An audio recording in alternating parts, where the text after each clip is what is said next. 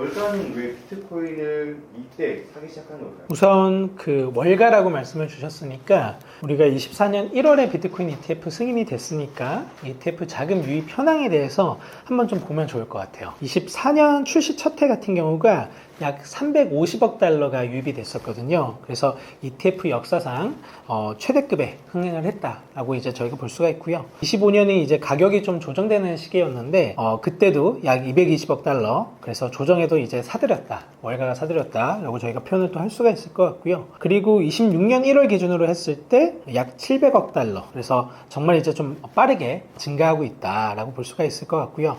5천년 역사의 금 ETF가 1000억 달러를 모으는데 한 20년 정도가 걸렸어요. 그러니까 비트코인은 2년 만에 그 수준에 좀 근접해 있다라고 저희가 좀 볼 수가 있을 것 같고요. 월가가 이제 비트코인을 보는 시각은 4가지 정도로 말씀을 드릴 수가 있습니다. 첫 번째는 이제 소위 얘기하는 디지털 골드로서의 얘기고요. 5천년 검증된 금의 디지털 버전이다라고 보시면 좋을 수 있을 것 같고, 또한 이제 부동산의 비유도 많이 하죠. 그래서 마이클 셀러가 사이버 공간의 맨하탄이다 이렇게도 얘기를 하고, 또한 이제 저희 책에서는 디지털 강남 아파트다라고 또 얘기를 좀 드립니다. 그래서 그렇게 보시면 좋을 것 같고요. 두 번째는 이제 인플레이션 헤지 수단으로 볼 수가 있고, 공급 측면에서 가장 강력한 헤지가 있는 자산이다라는 거고요. 세 번째는 이제 비상관 자산 이라고 말씀을 드릴 수가 있습니다. 그래서 주식 채권과 확실히 다른 가격 사이클을 좀 보여주고 있거든요. 그래서 포트폴리오 분산 효과를 저희가 가져올 수 있는 자산이다 라고 볼 수가 있고, 네 번째는 이제 중립자산이다 라는 겁니다. 특정 국가나 은행 시스템에 종속되지 않는다. 그래서 4가지 정도의 이제 성격을 좀 말씀드릴 수가 있고요. 그래서 비트코인이 강하다 라고 말씀드릴 수 있는 이유입니다. 비트코인 현물 ETF가 생기면 일반인이 직접 비트코인을 사는 거랑은 어떻게 달라지는 건가요? 비트코인 현물 ETF랑 직접 보유 핵심 차이가 있는데요. 우선 이제 편의성, 그리고 이제 실제 소유권으로 말씀을 좀 드릴 수가 있을 것 같고요. ETF 자체는 이제 비트코인 가격 노출을 주식처럼 이제 쉽게 하는 상품이다 라고 보시면 좋을 것 같아요. 그래서 실제 비트코인을 소유하는 건 아니다 라고 볼 수가 있을 것 같고, 펀드가 보유한 비트코인에 대해서 간접 지분을 가지는 거다 라고 보시면 좋습니다.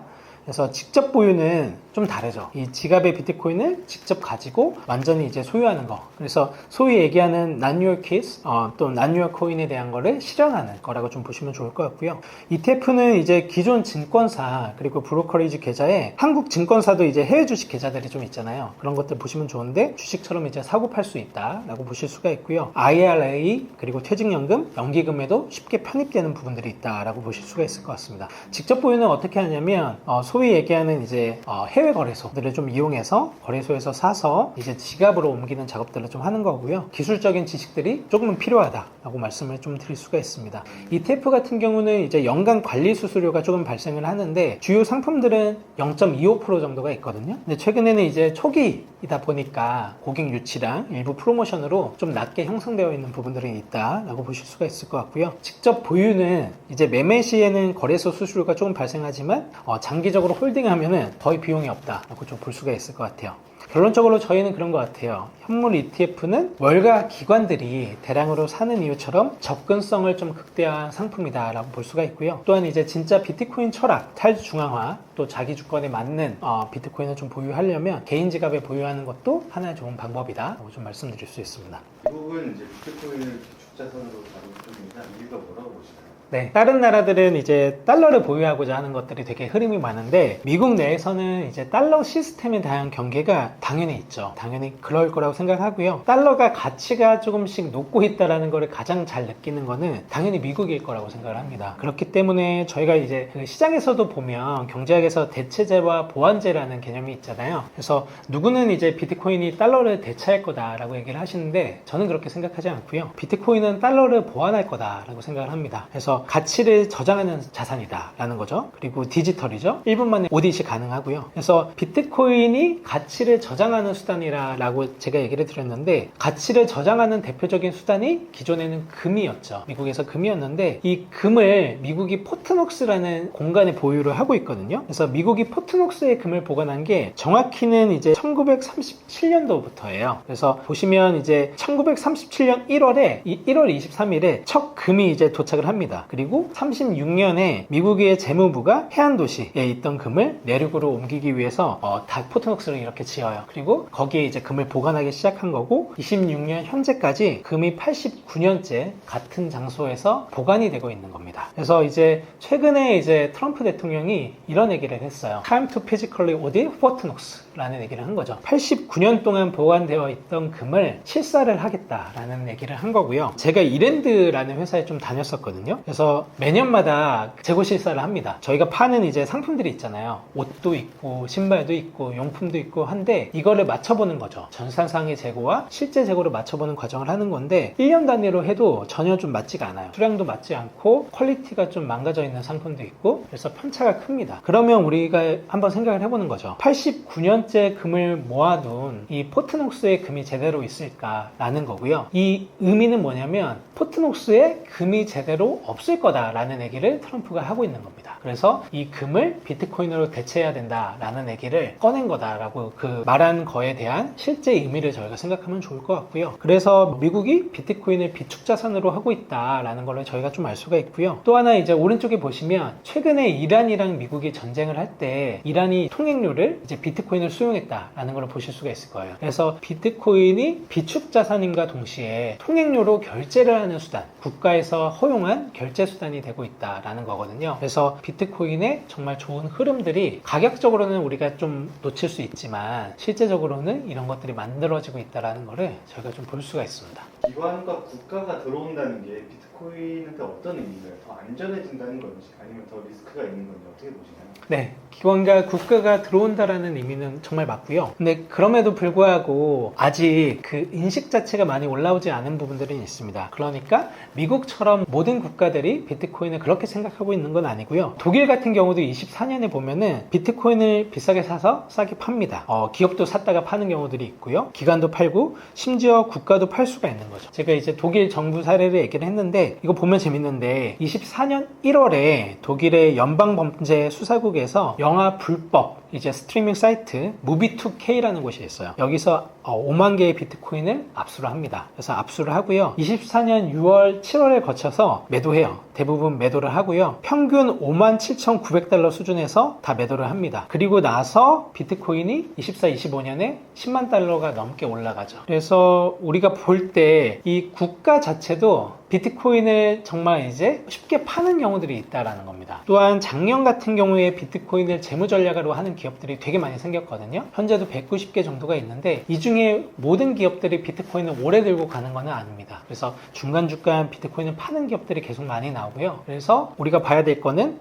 정말 이제 정부랑 기관이랑 기업이 들어온다고 해서 모두 다 그렇게 오래 보유하는 것은 아니다. 아직 편차가 있다라는 것들을 좀 보실 수가 있습니다. 비트코인은 1,100만 개밖에 없다고 하는데 큰 돈이 들어올 때 이 숫자가 중요한 이유는 무엇인가요? 우선 비트코인의 속성에 대해서 저희가 알아보면 좋을 것 같아요. 그리고 그보다 앞서서 비트코인이 무엇인지 우리가 또 질문을 던질 수밖에 없을 것 같은데요. 제가 최근에 이제 쓴 0.1 비트코인으로 은퇴 준비합시다 라는 책은 비트코인이 무엇인지에 대한 질문부터 시작을 합니다. 그래서 비트코인은 디지털 머니, 결국에 돈이다 라는 거고요. 희소성, 2100만 개밖에 없다 라는 게 가치 저장 수단으로서 정말 가장 중요한 돈의 기능으로 하나다 라고 보실 수가 있고요. 두 번째가 이제 교환의 매개체가 돼야 되는 거. 그래서 금 같은 경우는 저희도 앞선 질문에서 이제 골드랜드라는 드라마 예시를 들면서 교환하기 너무 어렵다라는 거를 이제 살펴봤는데요. 비트코인은 그렇지 않다라는 거고요. 또한 회계 단위가 됩니다. 우리가 비트코인을 살 때 한 개로 사야 된다라는 생각들을 하시는 분들이 여전히 있는 것 같아요. 그냥 비트코인 너무 비싸서 못 사는 거 아니야? 라는 얘기를 하는데 비트코인은 사츠라는 단위, 사토시라는 단위가 있어서 1억 분의 1개로 쪼개질 수 있다라는 거고요. 또한 이제 돈의 속성에는 내구성, 분할성, 휴대성, 수용성, 희소성, 대체 가능성 이 6가지의 속성이 있는데 이거를 모두 완벽하게 갖춘 게 비트코인이다. 그래서 비트코인은 향후에 디지털 머니로서의 역할을 할 수 있다라는 거를 좀 아시면 좋을 것 같습니다. 월가와 미국이 먼저 움직였다고 하면 지금 저희가 처음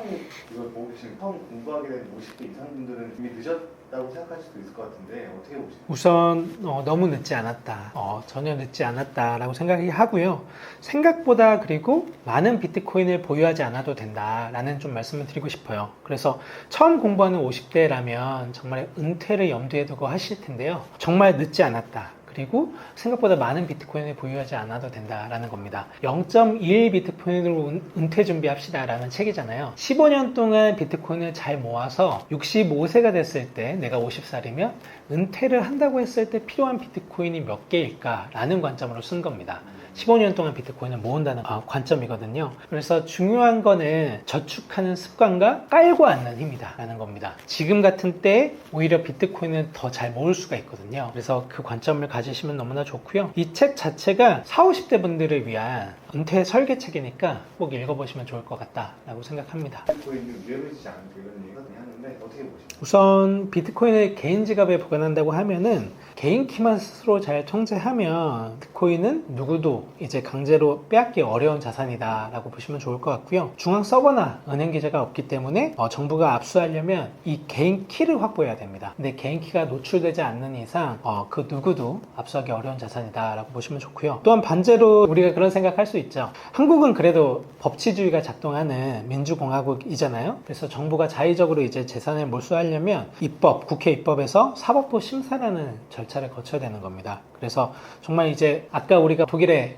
사례를 봤을 때 불법 스트리밍 사이트 같은 경우는 정말 불법을 저지르는 거니까 비트코인을 몰수할 수가 있죠. 근데 정말 개인이 스스로 이제 잘 모은 비트코인을 국가가 압수한다라는 생각 자체는 저도 사실은 그렇게 하고 있지는 않고요. 그래서 그런 것들을 잘 염두에 두고 보시면 좋을 것 같습니다. 저희가 비트코인을 사 모으고 있다가 은퇴를 했는데 비트코인이 급락해서 반토막이 났습니다. 그럼 저희 노후계 끝났다고 봐야 되는 거예요? 그렇지 않은 것 같습니다. 우선 노후 계약이 1년이면 잘못된 노후 계획을 세운 거잖아요. 그래서 은퇴하자마자 뭐 그 해에 비트코인이 되게 급락을 했다고 해서 노후 계획이 끝나는 건 아니다 라고 말씀을 드리고 싶고, 이 계획은 뭐냐면 0.1 비트코인으로 은퇴 준비합시다 라는 책의 계획은 뭐냐면 15년 동안 내가 비트코인을 잘 모아서 30년 동안 이후에 인출하는 계획이니까 1년 단위로 계획을 세우는 게 아니라 꽤 장기적인 기간으로 노후 설계를 하는 거다라는 겁니다. 그래서 그 해에 비트코인이 좀 급락을 한다고 해서 전혀 문제가 되는 부분이 아니다라고 생각하시면 좋을 것 같아요. 비트코인을 노후 생활비로 쓰려면 한 번에 팔아야 될지 아니면 조금씩 꺼내서 쓸지 보시죠. 맞습니다. 이 책 0.1 비트코인으로 은퇴 준비합시다 라는 책은 15년 동안 이제 저축하고 30년 동안 매년 인출을 하는 거거든요.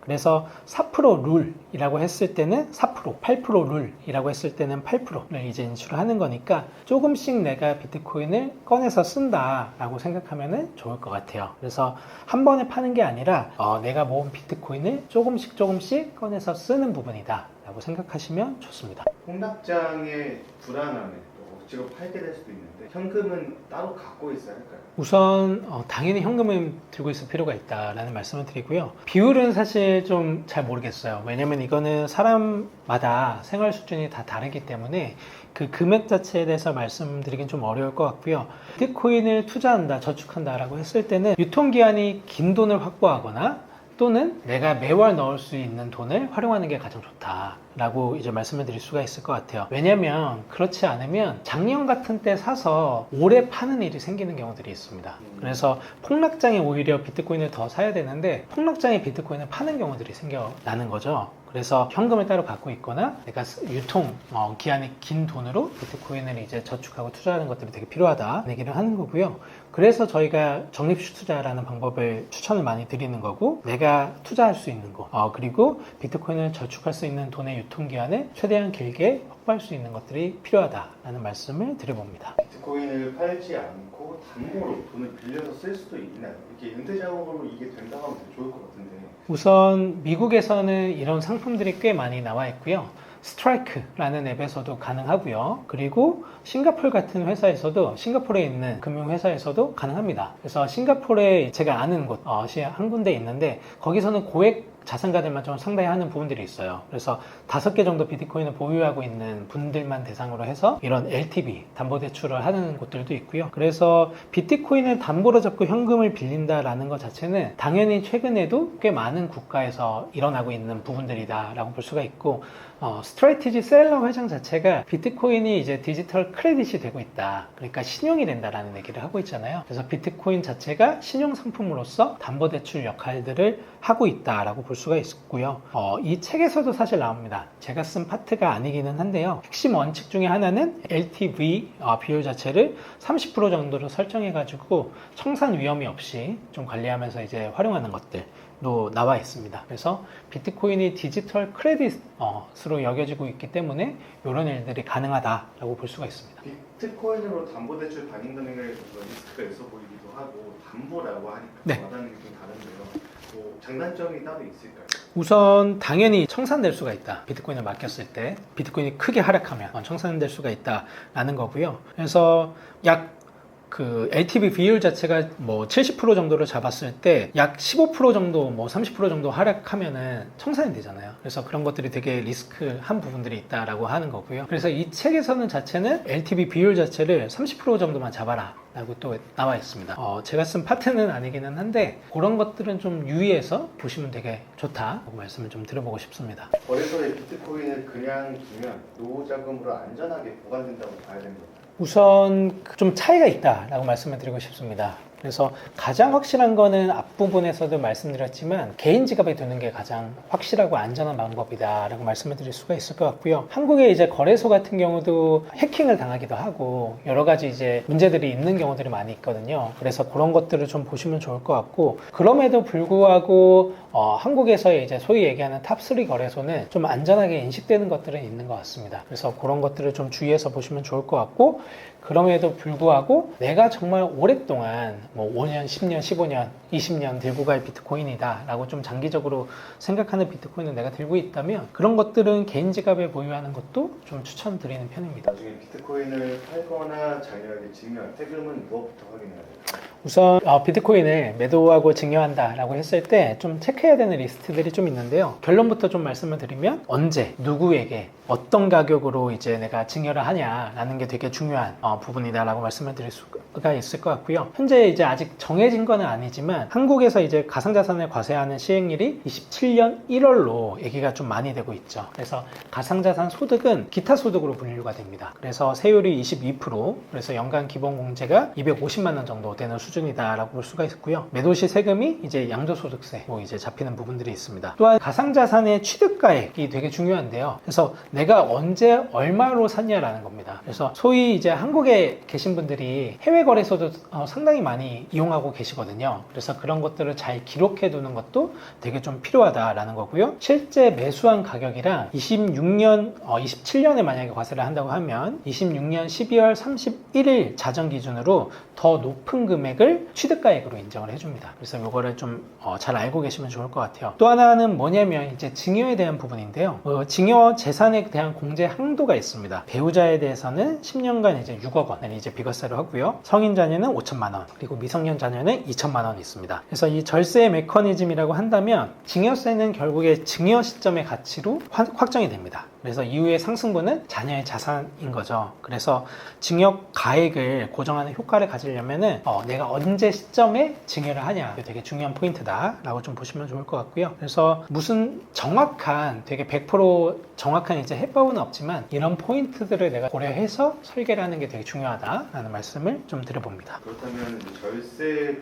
부분에서 비트코인을 추천하시는 거예요? 네, 당연히 비트코인을 많이 추천해 드리고요. 또한 이 책의 관점 자체가 결국에 내가 은퇴를 하기 위한 방법으로 비트코인을 어느 정도 들고 있으면 되냐, 그리고 비트코인이 거기에 적합한 자산이냐, 그리고 몇 개를 들고 있는 게 정말 은퇴에 적합하냐라고 봤을 때 생각보다 우리가 많은 수량이 필요한 게 아니거든요. 그래서 정말 그렇게 많이 들고 있을 필요도 없고 정말 많이 팔 필요도 없어요. 그래서 습관적으로 비트코인을 모아나가는 것 자체가 되게 중요하다라는 얘기를 이 책을 통해서 좀 드리고 있다라고 생각하시면 좋을 것 같아요. 비트코인이 한 개도 아니고 0.21개만 모아도 노후 준비가 될 수 있다. 이거 사실인가요? 이거 정말 가능한 얘기일까요? 네, 너무 가능한 얘기고요. 사실 지금 주신 질문이 저희가 최근에 쓴 책 에서 가장 핵심적인 부분이라고 봐야 될 것 같습니다. 그래서 이 질문에 답하기 위해서는 먼저 은퇴 설계에서 되게 중요한 4% 룰이라는 거에 대해서 저희가 알아볼 필요가 있을 것 같고요. 룰에 대해서 좀 낯서신 분들이 있을 거예요. 그걸 좀 짚고 넘어가면 좋은데, 이 4% 룰은 1994년이죠. 미국의 재무설계사 윌리엄 벤젠이라는 분이 1926년도부터 76년 미국 금융 데이터를 토대로 해서 시뮬레이션 해서 이제 도출한 법칙입니다. 이게 뭐냐면 은퇴 첫 해에 자산의 4%를 인출하고 이후 매년 물가 상승률만큼 인출액을 조정을 하면 1970년대와 같은 스태그플레이션 같은 최악의 상황에서도 30년간 자산이 고갈되지 않는다라는 법칙입니다. 그리고 이 룰은요, 연평균 7에서 10%의 수익률인 이제 주식 채권 포트폴리오를 기반으로 합니다. 그래서 즉 4% 룰이라는 것 자체는 비트코인 같은 자산을 기반으로 만든 거는 아니고요. 20년대에서 70년대 미국 주식 채권 포트폴리오를 기반으로 도출된 거다라고 보시면 좋고요. 저희는 이제 책에서 이 부분을 무서운 속도로 달릴 수 있는 이제 스포츠카를 1단 기어로만 모는 거다라고 좀 말씀을 드렸습니다. 그래서 이 4% 룰로 할 때는 비트코인에 대입하면 두 가지 큰 문제가 생기는데요. 첫 번째가 이제 자원 낭비다라고 좀 말씀을 드릴 수가 있고요. 비트코인은 연평균 15에서 20%로 성장할 가능성이 높은 잠재력을 가진 자산이다라는 겁니다. 근데 여기에 4%만 임추하면 은퇴 30년 후에도 이 원금이 남아있을 가능성이 커요. 원금이 매우 많이 남아있다라는 거고요. 또한 이제 사후에 막대한 자산이 또 남아있을 가능성이 있는 거죠. 그리고 두 번째 문제는 인플레이션입니다. 인플레이션. 전통적인 자산의 4% 룰은 공식 인플레이션 룰을 연에서 2에서 3% 정도만 가정을 합니다. 근데 우리가 책에서 가정을 하듯이 우리가 실제로 체감하는 물가 상승률이 그것보다 훨씬 높잖아요. 그래서 연 4% 정도로 저희가 가정을 하는 겁니다. 그래서 이렇게 놓고 보는 거고요. 그래서 기대 수익률 자체를 4% 룰은 10%로 잡았다면 비트코인은 8% 룰로 해서 15% 정도로 저희가 잡을 수가 있고요. 이거는 이제 15년간 모으고 저희가 30년 동안 이제 비트코인을 지킨다고 했을 때 가정을 할 수가 있는 것이고, 그리고 차감 인플레이션을 4% 룰은 3%로 잡고 저희 비트코인 같은 경우는 4% 룰로 8% 룰로 잡아보는 겁니다. 이렇게 했을 때 인출률이 달라지는 건데요. 그래서 4% 룰은 4% 그리고 8% 룰은 8%가 나온다라고 볼 수가 있습니다. 그래서 이 8% 룰을 비트코인에 대입했을 때 가장 매력적인 부분은 뭐냐면 은퇴를 우리가 준비하기 위한 자금 총량이 줄어드는 효과를 낳을 수 있다라는 거고요. 그리고 15년 후에 우리가 그 맨 앞에서 얘기를 했을 때 월 520만 원이 필요할 거다라고 얘기를 했잖아요. 그래서 지금 같은 경우에 부부가 은퇴하려면 297만 원이 필요하다라고 얘기를 드렸는데 15년 후에는 인플레이션을 가정했을 때 월 522만 원이 필요할 것이기 때문에 여기에 맞춰서 인플레이션을 해지할 수 있는 자산, 비트코인을 몇 개 정도 모으면 좋을까를 질문으로 알아본 거다라고 생각하시면 좋을 것 같아요. 월 50만 원씩 매번 비트코인을 산다면 노후 월급을 만들 수 있을까요? 이 계산 확실한 건가요? 맞습니다. 네이버에서 비트코인 은퇴 설계 계산기라고 좀 쳐보시면 돼요. 비트 세이빙 은퇴 설계 계산기라고 쳐도 저희가 만든 시뮬레이터가 나오고요. 현재 나이 40살 저를 기준으로 한번 해볼게요. 그래서 필요한 월 생활비를 2,000달러, 약 300만 원 수준으로 잡아볼고요. 그리고 인플레이션을 2.5%로 여기서는 좀 넣어볼게요. 그리고 매월 270달러, 그러니까 약 50만 원 정도를 저축한다고 생각을 해볼게요. 그리고 비트코인 연평균 상승률을 15년간 저축할 때는 25%로 잡고요. 그렇게 보시면 8% 룰로 제가 인출을 한다라고 했잖아요. 그렇게 됐을 때 정확하게 필요한 수량이 0.214개 정도가 나옵니다. 그래서 이 책에서 얘기하는 0.21개 수준으로 딱 떨어지는 거죠. 그래서 말씀드렸던 대로 정말 이제 비트코인을 0.1개 정도만 내가 모으면 15년 동안 내가 0.1개를 저축해서 들고 있다면, 내가 40살인데 55살이 될 때 0.1개를 들고 있다면, 또는 내가 50살인데 65살이 됐을 때 0.1개를 들고 있다면 매년 4% 룰 또는 8% 룰로 인출을 하면서 30년간 자산이 고갈되지 않고 내가 월 생활비를 마련할 수 있다라는 계산이 나온다라는 겁니다. 그래서 결국에 중요한 거는 15년 동안 내가 비트코인을 얼마나 몇 개나 들고 있을 수 있냐. 정말 이제 저희가 보면 그래요. 저도 22년도에 이 회사 업루트 컴퍼니라는 회사를 창업해서 비트 세이빙이라는 서비스 만들어서 운영하고 있거든요. 13,000명 정도가 되는데 대부분 결국에는 비트코인을 파십니다. 결국에 팔아요. 그리고 15년 동안 비트코인을 들고 있을 수 있는 사람이 잘 없을 거예요. 지금도 보시면 하이닉스가 정말 주가가 많이 올랐잖아요. 그런데 15년 뒤에도 하이닉스를 그 정도 수량으로 들고 계시는 분들은 잘 없을 거예요. 비트코인도 마찬가지거든요. 그래서 정말 오랫동안 깔고 앉을 수 있는 힘, 이 힘은 어디서 나오냐? 습관에서 나온다. 그래서 월 50만 원을 그냥 기계적으로 그냥 사두는 겁니다. 그래서 거기에 대한 습관에 대한 얘기를 이 책에서 하는 거다라고 생각하시면 좋을 것 같아요. 비트코인은 가격이 변동성이 엄청납니다. 50대는 한 번에 사는 것보다는 좀 매달 나눠서 사는 게 그래도 좀 추천하시는 건가요? 우선 제가 나는 오늘도 비트코인을 산다라는 책에서 거치식과 적립식을 좀 말씀드리는데요. 지금같이 가격이 좀 많이 빠졌을 때, 그래서 25년과 대비했을 때 많이 빠졌을 때는 좀 더 많이 사셔도 좋아요. 그렇게 말씀을 드리고요. 또한 이제 적립식으로 사는 게 되게 중요하다라고 말씀을 드렸는데, 저희 말씀드렸던 비트세이빙이라는 서비스에서는 구매 비중을 조절해 줍니다. 그러니까 작년 같은 경우는 좀 덜 사요. 비트코인이 상대적으로 비싸다고 판단하고, 그리고 지금 같은 경우는 더 삽니다. 그래서 구매 비중을 내가 1로 설정해 놓으면 자동으로 AI가 알아서 2배를 사주는 거예요. 그래서 지금 같은 때 더 사시면 좋다라고 말씀을 드리고, 매달 나눠 사는 게 좋은 이유는 습관이기 때문입니다. 습관이다 라고 볼 수가 있고요. 그래서 지금 같은 때는 집중적으로 이제 적립식 투자하는 집중 DC의 구간이다 라고 좀 말씀을 드리고 있고, 제가 항상 말씀드리는 15년 동안 내가 비트코인을 몇 개 들고 있을 수 있냐라는 관점, 오랫동안 내가 보유할 수 있냐라는 거에서 그 관점을 가지고 개수 중심으로 또한 비트코인을 보시면 좋다라는 말씀을 좀 드려봅니다. 50대 시작하면 늦을까요? 비트코인으로 노후 준비할 수 있을까요? 우선 늦지 않았다, 충분하다라고 말씀을 좀 드리고 싶고요. 항상 저도 이제 나이를 먹는데, 저도 이제 초등학교 3학년의 자녀가 있거든요. 그래서 어떻게 생각하면 내가 너무 나이를 먹은 거 아닌가라는 생각이 가끔 들 때가 있어요. 아이를 보면.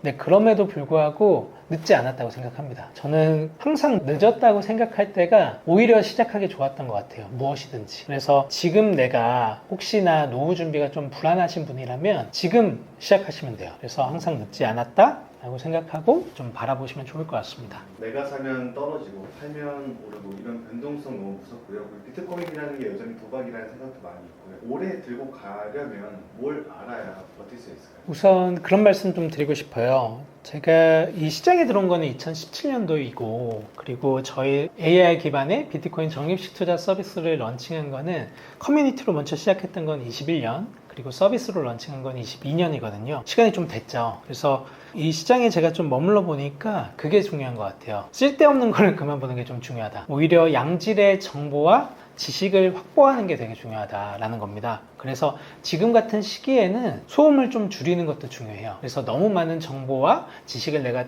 탐구하려고 하지 마시고요. 소위 나랑 좀 더 잘 맞는 그런 투자 방법도 있고 그런 것들이 있거든요. 그런 것들에 좀 집중하면서 오히려 좀 소음을 줄이는 것도 좀 필요한 것 같습니다.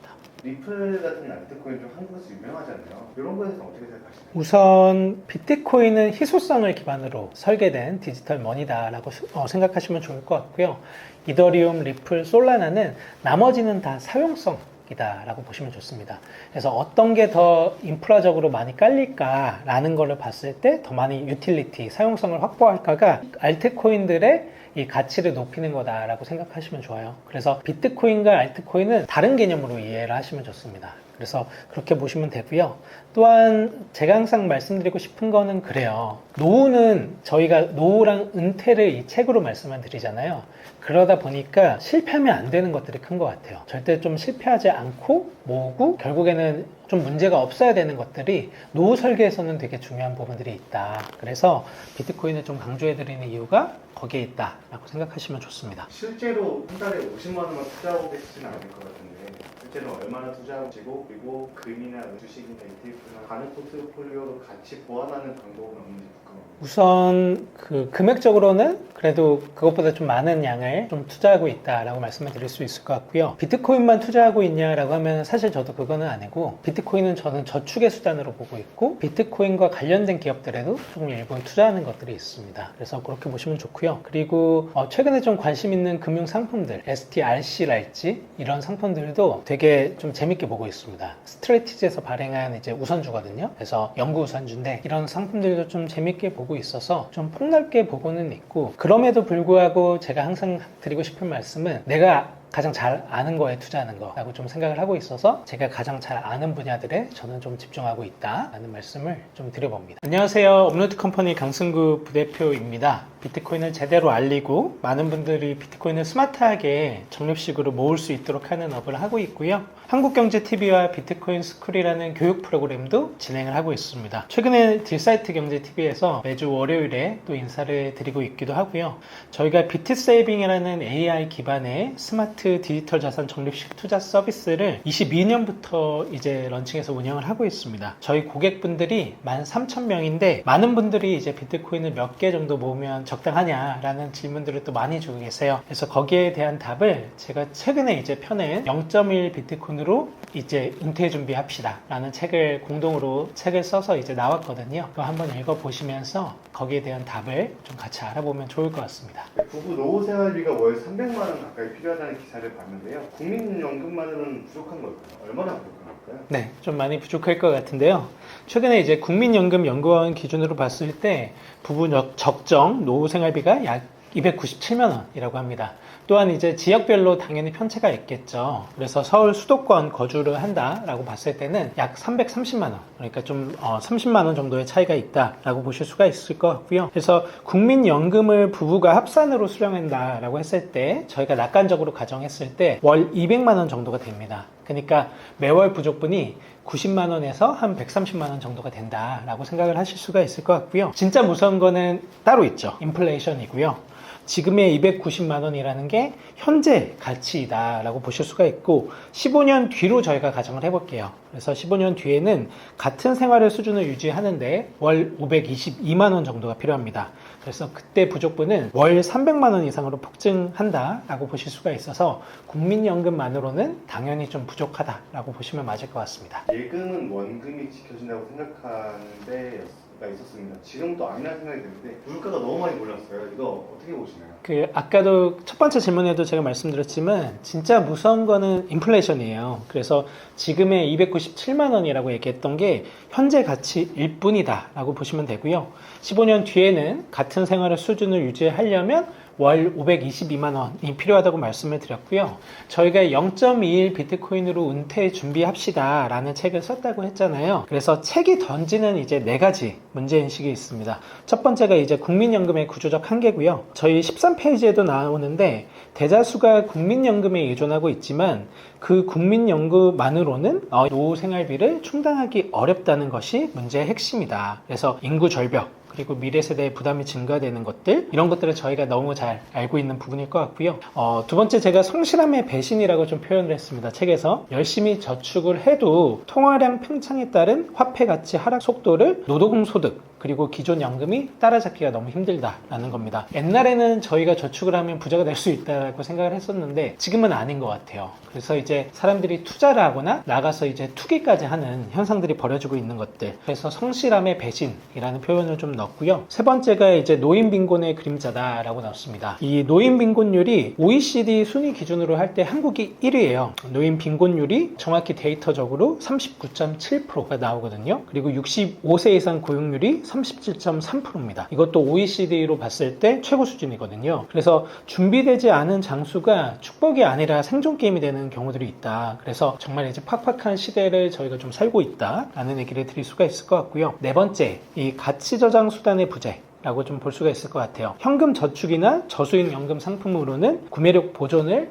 상실한다라는 겁니다. 그래서 이 책에서는 이 공백을 메울 자산을 저희가 소개해드리고요. 그게 비트코인이다 라고 좀 보시면 좋을 것 같아요. 내 집 한 채만 있으면 노후는 걱정 없을 거라는 믿음도 있었는데요. 이거 어떻게 생각하시나요? 네, 결론부터 말씀을 드리면 집 한 채라는 거는 이제 자산이지 월급은 아니다 라고 볼 수가 있고요. 은퇴 후에 매월 이제 통장에 찍혀야 하는 거는 지평수가 아니라 현금 흐름이다 라고 좀 말씀을 드릴 수가 있을 것 같아요. 이것도 저희 책을 좀 인용해서 말씀을 드리면 열심히 일해서 돈을 벌고 아끼고 저축하면 그리고 집 한 채만 마련하면 은퇴할 수 있다 라는 이 공식이 힘을 잃고 있다라는 겁니다. 한국 가계자산 비중에서 부동산이 차지하는 비중이 절반이 넘어요. 그만큼 저희가 한계에 좀 노출되어 있다 얘기를 드릴 수가 있을 것 같고요. 비금융 자산 비중이 한국은 이제 약 75에서 80% 부동산 같은 거죠. 미국은 약 30% 그리고 금융자산 비중이 한국이 약 20에서 25%고 미국은 금융자산 비중이 70%입니다. 그러니까 이게 반대였던 거죠. 그래서 지금은 이제 코스피, 코스닥 시장에 대한 관심도가 많이 높아졌기 때문에 지금 이 반대 현상으로 저희도 미국처럼 좀 가고 있다라고 볼 수가 있을 것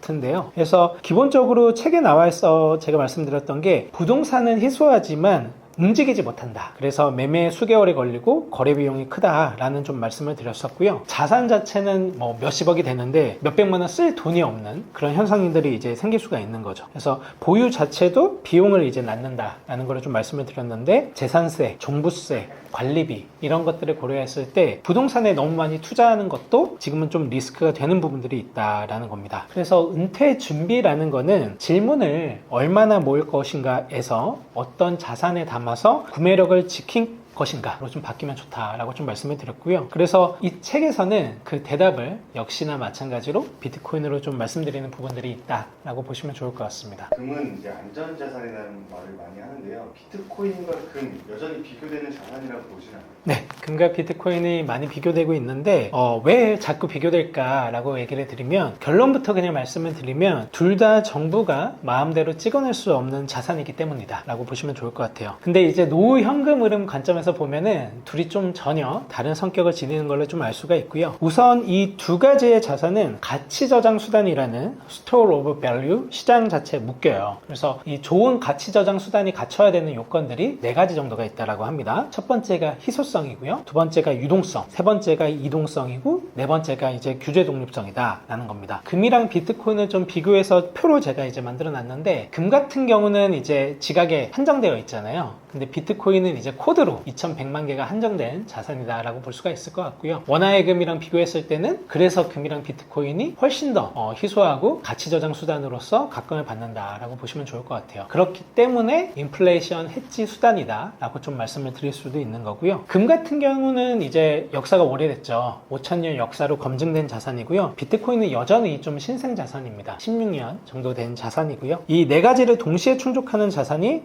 사실상 금이랑 비트코인 밖에 없다라고 좀 말씀을 드릴 수가 있고요. 핵심적인 차이가 있습니다. 금은 탄력적 희소성이라고 저희가 말씀을 드리고요. 비트코인은 절대적 희소성이라고 말씀을 드립니다. 이 말이 뭐냐면 금 가격이 오르면 금의 공급도 늘어난다라는 겁니다. 저희가 이제 책에 좀 인용한 수치가 있는데요. 2008년도에 연간 금 채굴량이 약 2,500톤이었어요. 그리고 25년 같은 경우는 금이 정말 각광을 많이 받았잖아요. 그러다 보니까 연간 금 채굴량이 3,661톤으로 2008년보다 46%가 증가를 했죠. 그래서 이거를 정말 이제 탄력적 희소성이라고 금은 얘기를 하고요. 비트코인은 반대로 절대적 희소성이라고 얘기를 합니다. 왜냐면 비트코인이 가격이 오른다고 해서 비트코인 수량이 변하는 건 아니거든요. 2100만 개로 고정이 되어 있기 때문에 저희가 절대적 희소성이라고 얘기를 한다라고 보시면 좋을 것 같고요. 또 하나 재밌는 걸 좀 보여드리려고 하는데 혹시 이 드라마 보셨는지 모르겠어요. 저 최근에 조금 봤는데 골드랜드라고 최근에 이제 디즈니 플러스에서 하는 드라마거든요. 이게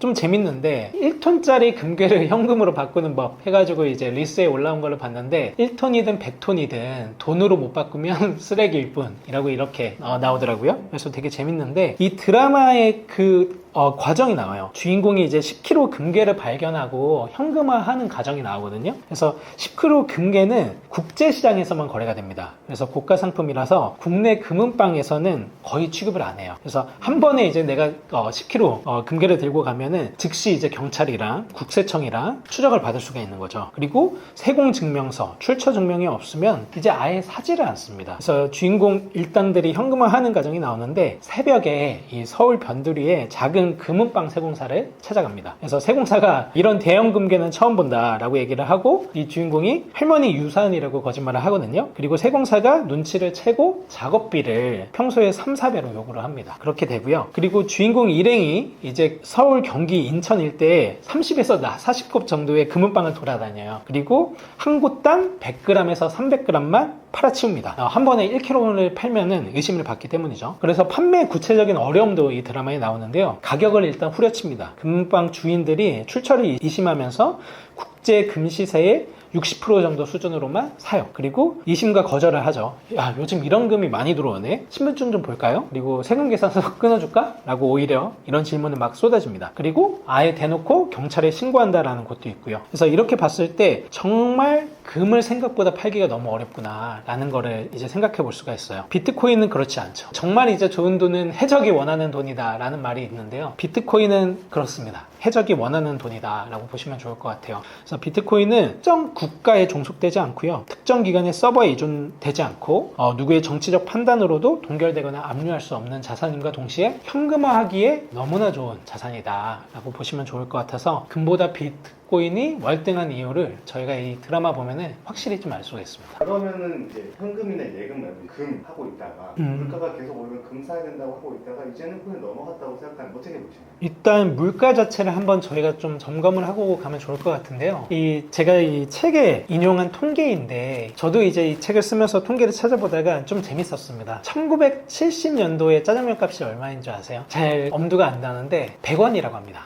짜장면 대중화의 시작 을 알리는 그 시대였고요. 짜장면 가격이 100원이었는데 이 통계 자료 보면은 24년도에 7,000원 정도가 나와요. 그리고 26년인 올해를 기준으로 보면 제가 이제 마포 쪽에 사무실이 있는데 보통 10,000원이거든요. 제 회사 주변에 보면은 그러니까 1970년도에 100원이었는데 26년도 현재는 10,000원인 거죠. 그래서 한 100배 정도가 짜장면 값이 올랐다라는 거를 이 통계를 보면 실감을 할 수가 있고요. 또한 이제 오른쪽에 보면 한미 광의 통화량에 대한 통계 자료를 제가 또 가져왔는데 이 M2 통화량이 폭증하는 걸 좀 볼 수가 있어요. 2020년도 초에 미국의 M2를 보면요. 당시에 15.4조 달러거든요. 그리고 22년 중반이 되면 21.7조 달러가 됩니다. 그러니까 2.5년 만에 한 40%가 더 풀린 거를 좀 볼 수가 있을 것 같고요. 한국의 통화량은 미국의 약 8배 속도로 증강했던 것도 이 통계 자료를 보면 또 알 수가 있어요. 그래서 우리가 뭐 같은 1억 원을 들고 있다고 해도 구매력이 계속적으로 조용히 깎이는 거죠. 그래서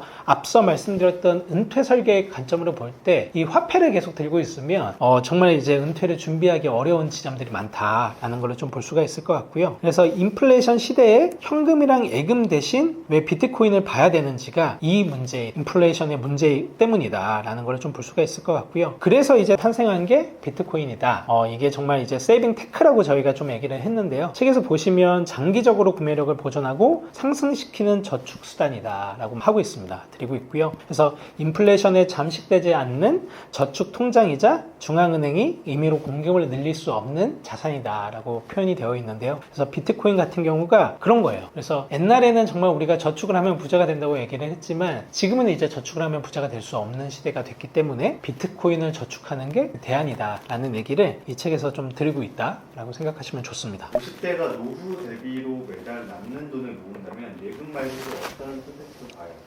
네, 저는 이제 40대 초인데요. 50대라고 했을 때도 마찬가지인 것 같습니다. 제가 예금 말고 봐야 되는 두 축은 결론은 일단 녹지 않는 희소성이 있는 자산이어야 된다라고 생각이 좀 들고요. 두 번째는 일하는 자본에 투자를 해야 된다. 주식일 수도 있겠죠. 그래서 예금 자체가 안전이 아닌 시대가 됐기 때문에 이제는 사람들이 모두가 투자에 대해서 좀 열광하는 시대가 되지 않았나라고 생각을 합니다. 반면에 우리가 투자에 대해서는 잘 못 배운 것 같아요. 저도 이제 대학을 경영학을 전공했고 대학원도 이제 MBA를 했는데 사실 투자라는 거에 대해서 좀 배우지 못했던 것 같고 또한 이제 돈이란 무엇인가라는 거에 대해서도 잘 못 배웠던 것 같습니다. 그래서 우리가 늦게나마 이런 것들을 다시 좀 배워야 되는 것 같고요. 결국에 이제 첫 번째 축 금이나 이제 비트코인을 제가 말씀을 드렸는데 희소성이 있는 자산이 중요하다. 인플레로부터 자산을 지키는 방법이기 때문에 이게 되게 중요하다라고 좀 말씀을 드렸고요. 두 번째 축이 이제 주식 공부로도 말씀을 드렸는데 자본주의의 엔진을 좀 내가 봐야 된다라고 말씀을 드렸습니다.